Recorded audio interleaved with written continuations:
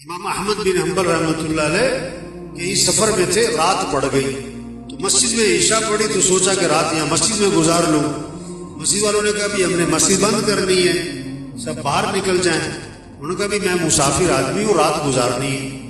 اپنا تعارف نہیں کروایا میں کون ہوں۔ انہوں نے کہا نہیں جی یہاں اجازت نہیں ہے۔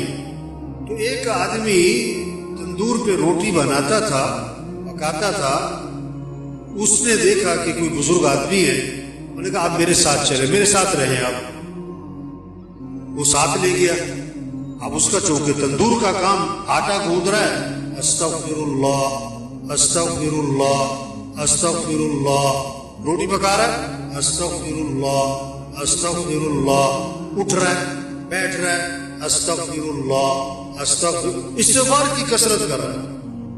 امام صاحب بڑے حیران ہوئے، یہ بڑا عجیب آدمی بہت استغفار کر رہا ہے، اس کی زبان پہ استغفار ہی استغفار۔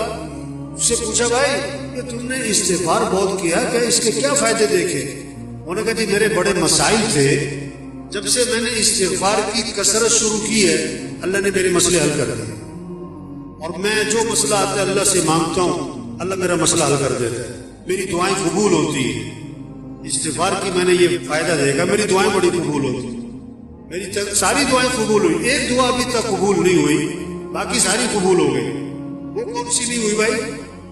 کہ میں نے نام سنا ہے کوئی امام احمد بن حنبل، بڑے اللہ والے کوئی بزرگ آدمی ہے، میں نے اللہ سے دعا مانگی کہ اللہ میری کبھی ان سے زیارت ملاقات تو کروا دے، میں ان کی زیارت کرنا چاہتا ہوں، یہ میں نے دعا مانگی، یہ ابھی تک قبول نہیں ہوئی، باقی ساری قبول ہو گئی ہے۔ امام صاحب نے کہا اللہ کے بندے تیری وہ دعا بھی قبول ہو گئی، میں جو تیرے سامنے بیٹھ رہا ہوں احمد بن حنبل ہی بیٹھا ہوں، اور مجھے لگتا یہ ہے یہ استغفار کی جو تیری کثرت ہے نا یہی مجھے کھینچ کے یہاں پر لے کر آئی۔ ایک صحابی نکلے اور زور سے کہہ رہے ہیں واہ ذنوبا، ہائے میرے گناہ، ہائے میرے گناہ، میں تو ہلاک ہو گیا۔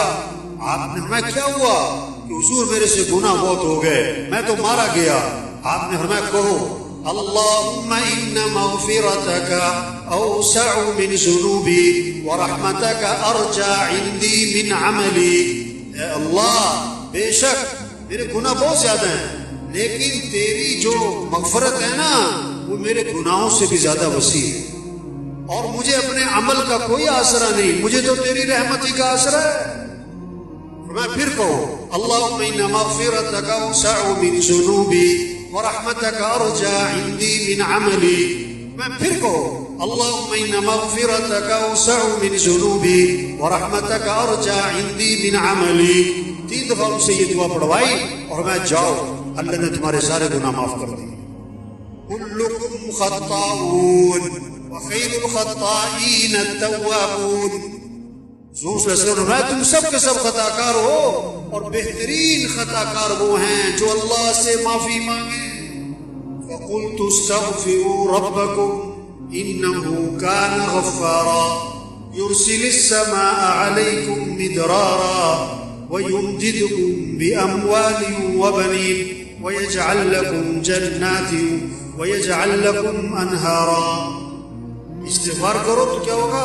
ایک تو اللہ گناہ معاف کر دیں گے، اور پھر اللہ بارشیں دیں گے، اور اللہ تمہاری مدد کریں گے، مال بھی دیں گے، مال اولاد بھی دیں گے، بیٹے دیں گے، اور اللہ نہروں میں برکت دیں گے، باغات میں برکت دیں گے۔ یہ اللہ کے وعدے ہیں۔